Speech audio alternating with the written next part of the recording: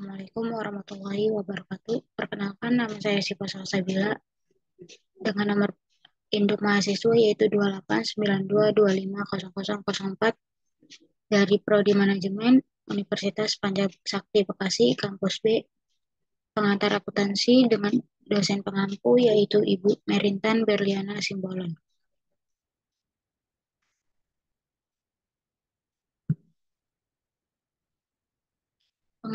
Pengertian akuntansi menurut para ahli.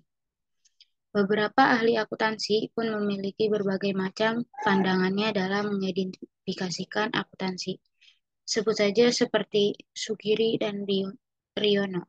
Sugiri dan Riono mengartikan akuntansi sebagai suatu kegiatan jasa yang berfungsi untuk menyediakan informasi bersifat kuantitatif khususnya yang berkaitan dengan keuangan, yang kemudian informasi tersebut diharapkan mampu menjadi masukan dalam proses pengambilan keputusan-keputusan ekonomi. Yang kedua yaitu Glenn K. Arlon. Menurut Arlon, akuntansi adalah suatu sistem untuk memberikan informasi, terutama keuangan, kepada siapa saja yang harus membuat keputusan dan mengendalikan penerapan keputusan tersebut. Yang ketiga, Charles Littlelon. Menurut Littlelon, akuntansi merujuk pada aktivitas yang bertujuan melaksanakan perhitungan periodik antara biaya atau usaha dengan hasil atau prestasi. Pengertian menurut Littlelon ini kemudian menjadi inti dari teori akuntansi dan menjadi ukuran sebagai rujukan dalam mempelajari akuntansi. Materi selanjutnya yaitu prinsip dasar akuntansi. Apa itu prinsip dasar akuntansi? Prinsip dasar akuntansi adalah dasar dalam cara melakukan proses akuntansi. Prinsip ini dibutuhkan untuk membuat laporan keuangan. Prinsip akuntansi tersebut dibutuhkan untuk mendapatkan hasil objektif dari suatu bentuk permasalahan keuangan. Kegunaan akuntansi. Sesuai dengan pengertiannya, adanya peranan akuntansi dalam bisnis adalah untuk mengumpulkan, mencatat, dan melaporkan posisi keuangan, serta arus kas perusahaan secara lengkap dan terperinci dalam periode tertentu. Manfaat akuntansi. Yang pertama, sebagai informasi keuangan kepada pihak yang membutuhkan. Yang kedua, sebagai bahan evaluasi keuangan. Maksud dari bahan evaluasi keuangan yaitu dengan mencatat kita bisa tahu apa yang harus kita lakukan di masa depan. Yang ketiga, sebagai bukti keuangan yang dapat dipertanggungjawabkan. Pasti ada saatnya ketika kita punya masalah dengan orang lain perihal keuangan, seperti hutang yang tidak kunjung dibayar atau lainnya. Yang keempat, membantu pencatatan ekonomi keluarga. Perbedaan akuntansi perusahaan jasa dan akuntansi di perusahaan dagang. Yang sedikit membedakan dengan perusahaan dagang adalah pada laporan neraca, yang dimana laporan neraca pada suatu perusahaan jasa tidak memiliki persediaan barang dagang, karena bentuk dari produknya adalah berupa layanan sehingga tidak memiliki wujud seperti produk dari perusahaan dagang ataupun manufaktur. Peranan siklus akuntansi. Siklus akuntansi secara khusus diartikan sebagai proses berulang untuk melakukan identifikasi, analisis, dan merekam setiap kegiatan akuntansi dalam sebuah perusahaan. Siklus dalam kegiatan akuntansi ini terjadi dalam ukuran waktu 1 tahun. Tahapan siklus akuntansi. Yang pertama yaitu identifikasi transaksi. Identifikasi setiap transaksi menjadi tahapan pertama dalam siklus ini. Kegiatan identifikasi ini harus dilakukan secara tepat oleh akuntan yang biasa dilakukan dengan cara melakukan pencatatan setiap transaksi yang terjadi. Yang kedua, analisis transaksi. Setelah tahapan identifikasi, akuntan kemudian harus melakukan analisis terhadap transaksi tersebut tentang pengaruhnya terhadap kondisi keuangan perusahaan. Sistem pencatatan akuntansi dalam perusahaan selalu menggunakan double entry system. Tahapan yang ketiga yaitu pencatatan transaksi dalam jurnal. Setelah akuntansi melakukan analisis transaksi, maka tahapan selanjutnya adalah dengan mencatat semua transaksi ke dalam sebuah jurnal keuangan. Dalam ilmu akuntansi, jurnal diartikan sebagai sebuah catatan kronologis selama satu periode tentang transaksi-transaksi yang terjadi. Proses memasukkan informasi tersebut disebut juga dengan penjurnalan. Tahapan yang keempat yaitu posting buku besar. Setelah dicatat ke dalam sebuah jurnal, akuntansi kemudian memindahkan semua transaksi ke dalam buku besar. Secara umum, buku besar dapat diartikan sebagai kumpulan rekening pembukuan yang berisikan informasi aktiva tertentu yang dicatat dalam suatu periode. Dalam sebuah perusahaan dipastikan memiliki berbagai daftar rekening buku besar. Tahapan yang kelima yaitu menyusun neraca saldo dalam jurnal penyesuaian. Tahapan selanjutnya dalam siklus akuntansi yang dilakukan oleh seorang akuntan adalah menyusun neraca saldo dan jurnal penyesuaian. Neraca saldo berisikan daftar saldo dari masing-masing rekening pada buku besar dari periode tertentu. Yang keenam yaitu penyusunan neraca saldo penyesuaian dan laporan keuangan. Tahapan selanjutnya yaitu dalam siklus akuntansi adalah penyusunan neraca saldo penyesuaian dan laporan keuangan. Neraca saldo penyesuaian dibuat dengan berdasarkan pada buku neraca saldo yang sudah dibuat sebelumnya dengan memperhatikan jurnal penyesuaiannya. Tahapan yang ketujuh, yaitu menyusun jurnal penutup. Tahapan terakhir dalam siklus ini adalah penyusunan jurnal penutup oleh seorang akuntan. Jurnal penutup ini disusun pada akhir periode akuntansi dengan cara menutup rekening nominal atau rekening laba rugi. Untuk menutup kedua rekening tersebut, caranya bisa dengan membuat nilai-nilai rekening tersebut. Tahapan yang selanjutnya yaitu yang kedelapan, tambahan. Menyusun neraca saldo dan jurnal pembalik. Tahapan pada siklus proses akuntansi dalam satu periode sebelumnya sudah bisa diakhiri dengan membuat jurnal penutup. Proses penyusunan neraca saldo dan jurnal pembalik ini bersifat opsional, boleh dilakukan ataupun tidak. Selanjutnya yaitu materi tentang laba rugi.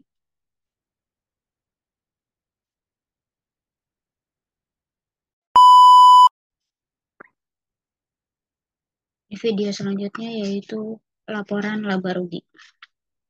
PD signatur laporan laba rugi per 31 Desember 2020 dalam ribuan rupiah. Yang pertama, pendapatan dan penjualan. Penjualan sebesar 1 juta.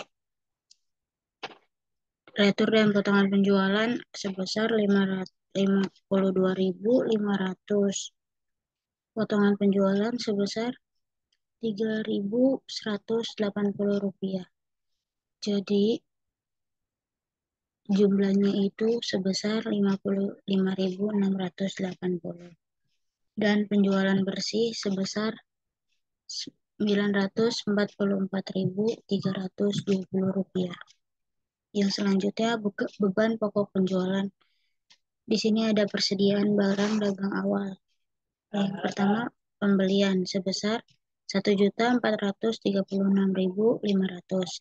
Yang kedua yaitu retur dan potongan pembelian sebesar 28.650. Yang ketiga, potongan pembelian sebesar 8.977. Yang selanjutnya pembelian bersih yaitu sebesar 1.398.873. Ongkos kirim pembelian sebesar 700 rupiah. Selanjutnya beban pokok penjualan yang tersedia untuk dibeli.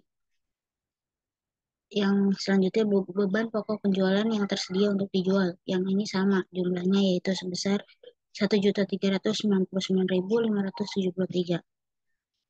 Persediaan barang dagang akhir yaitu sebesar 632.736. Jadi beban pokok penjualan untuk dibeli dan dijual itu dikurang hasil persediaan barang dagang akhir yaitu 632.000 dan mendapatkan jumlah sebesar 766.837. Selanjutnya yaitu 632.736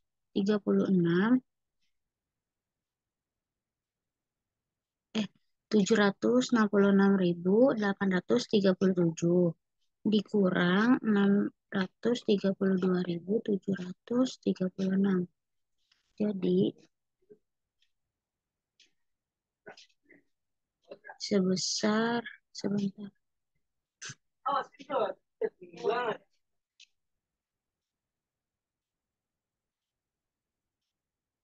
Jadi sebesar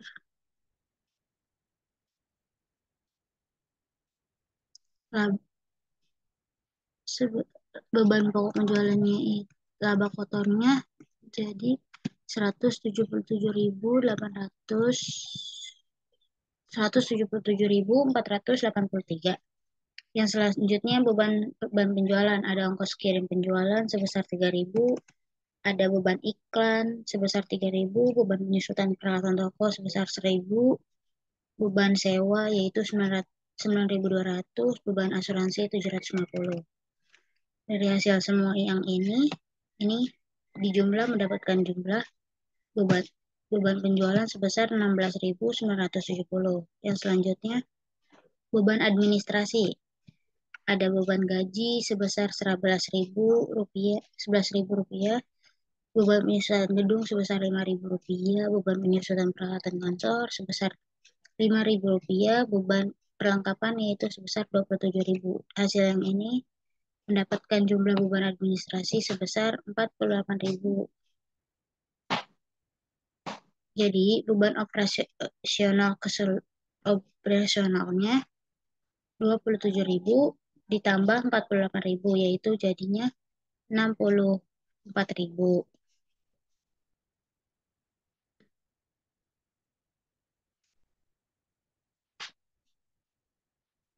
Jadi laba bersih seluruhnya, laba operasionalnya yaitu sebesar 112.533.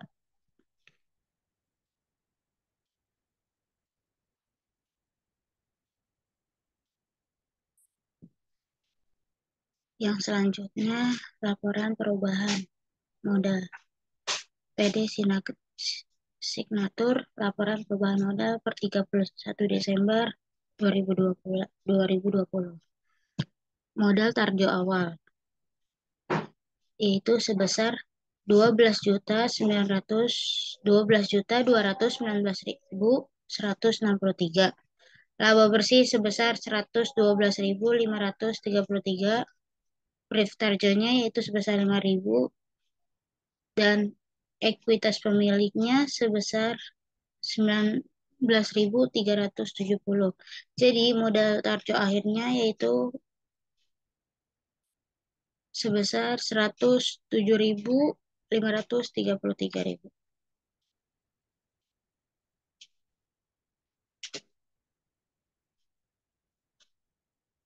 Hah?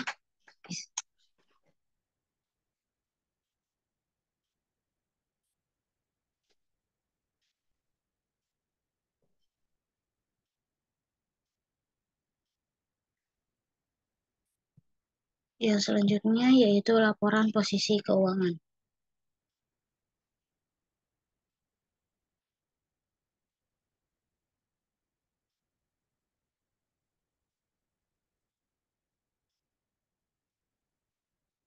Yang pertama aset lancar.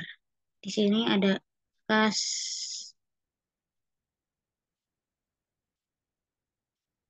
yaitu sebesar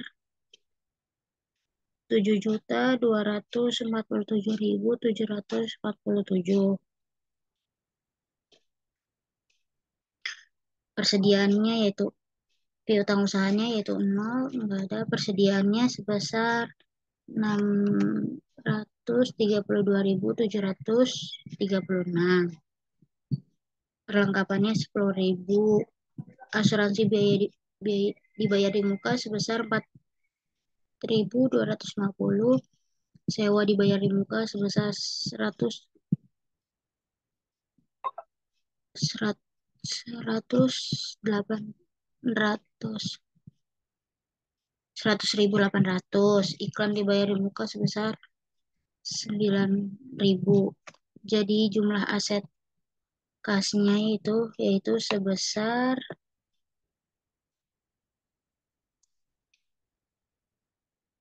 8 juta 8. Jadi hasilnya yaitu sebesar 8 juta 8 juta 4.533.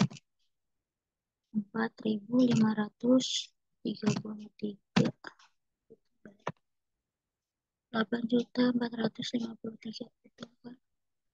Jadi hasilnya ini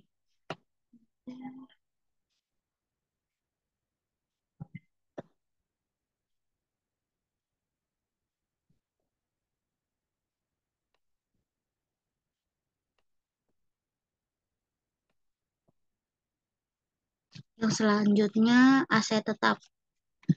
Ada tanah sebesar tanah sebesar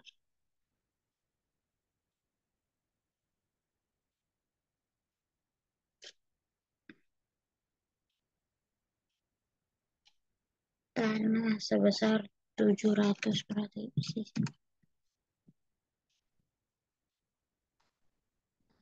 sebesar 700.000 rupiah.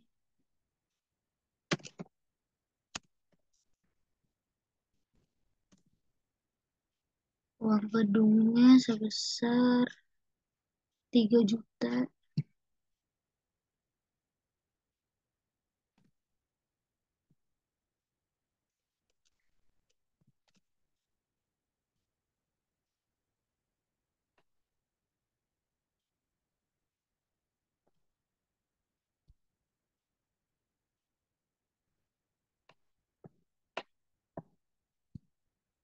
Dan selanjutnya yaitu dikurangi akumulasi penyusutan sebesar 5.000.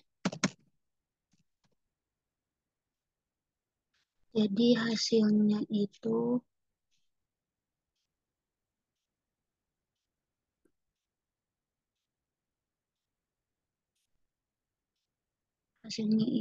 dikurangi ini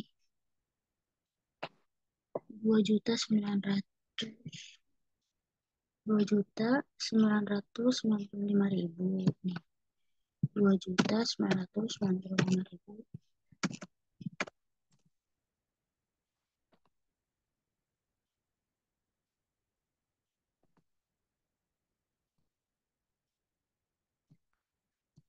2.995.000. Selanjutnya ini ada peralatan kantor sebesar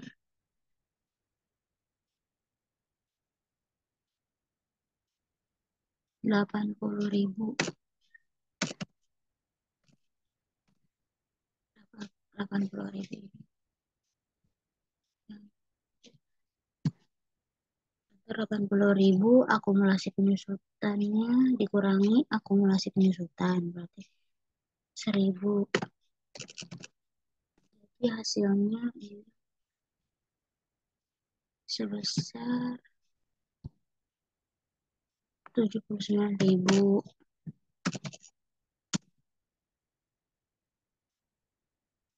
Selanjutnya peralatan kantor.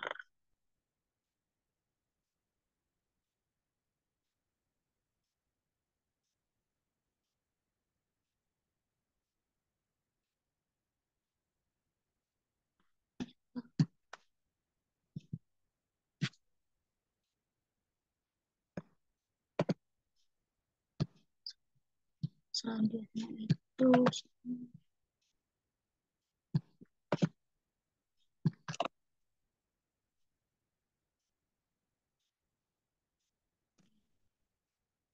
akumulasi penyusutan peralatan kantor sini.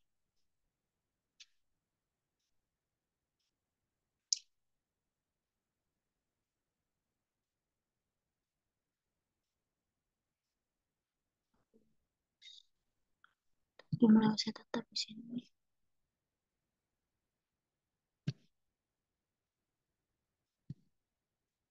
Berarti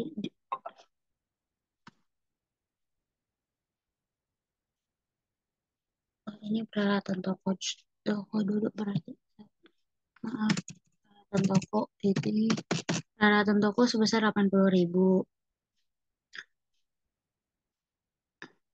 dan di sini peralatan kantor berarti bentar.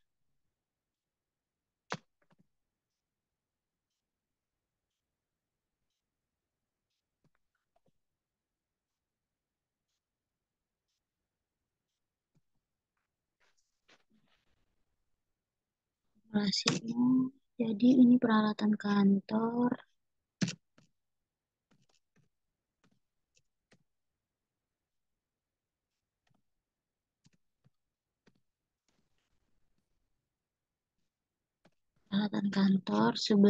500.000 500.000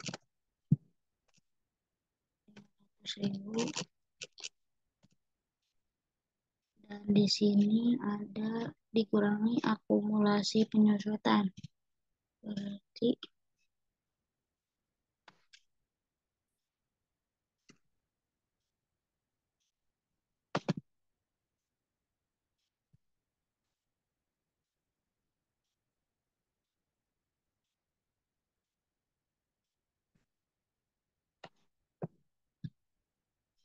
yang pindah garis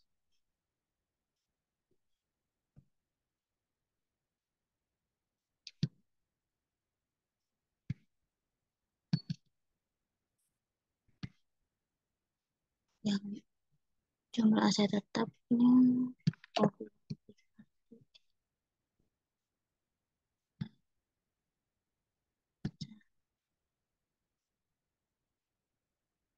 jumlah aset tetapnya berarti akumulasi penyusutan peralatan kantor dikurang akumulasi penyusutan sebesar 5.000. Jadi jumlahnya di sini 495.000 rupiah.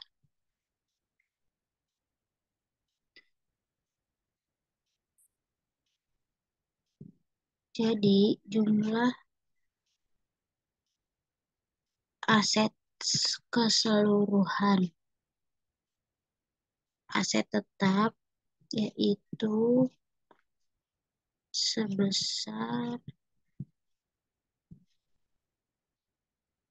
sebesar 4 juta berarti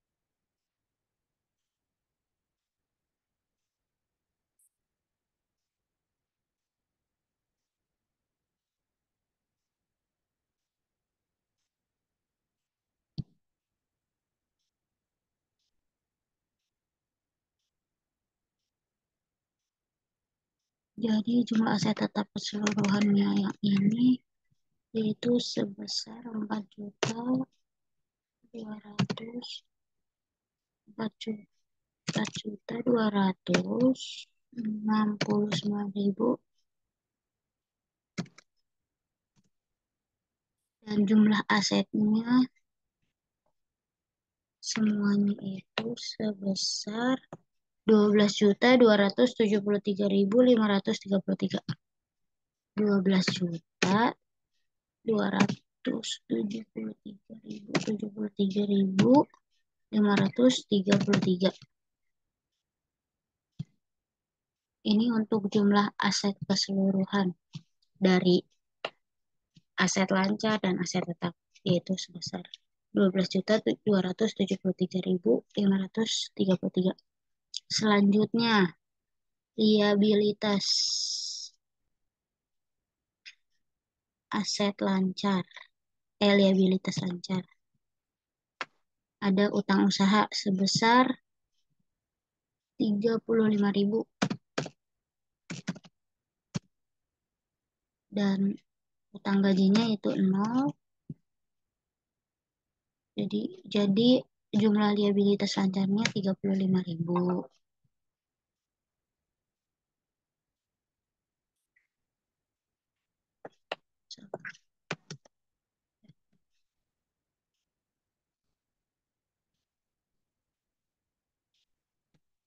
Dan ini untuk jumlahnya sebesar 35.000. Dan jumlah liabilitas jangka panjangnya itu juga nol. Jadi hasilnya 35.000 jumlahnya. Selanjutnya di sini ada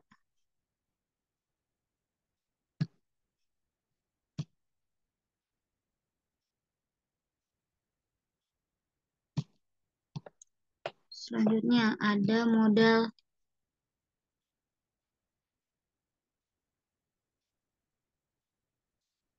ekuitas pemilik, yaitu modal tarjo, yaitu berarti sebesar modal yang dimilikinya yaitu sebesar awalnya itu 12.238.533. Jadi jumlah aset, liabilitas dan ekuitas pemiliknya berarti sebesar 12 juta.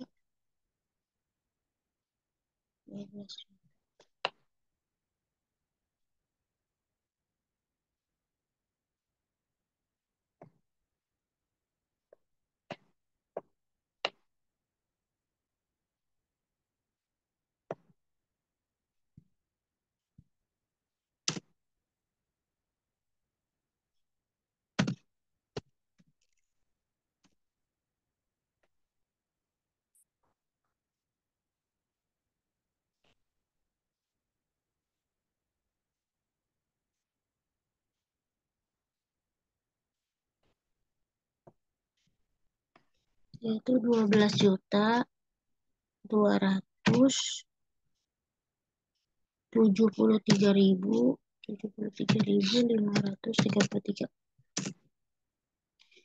Ini untuk laporan posisi keuangan.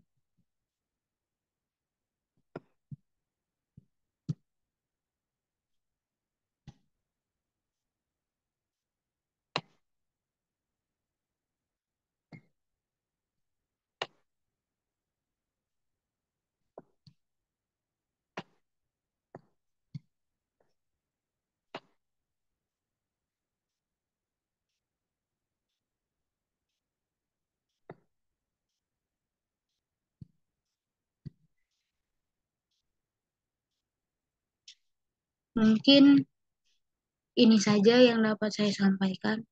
Mohon maaf apabila ada kesalahan dalam perhitungan ataupun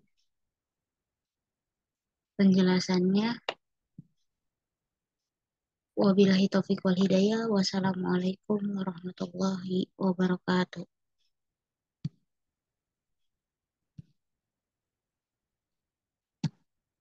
Terima kasih.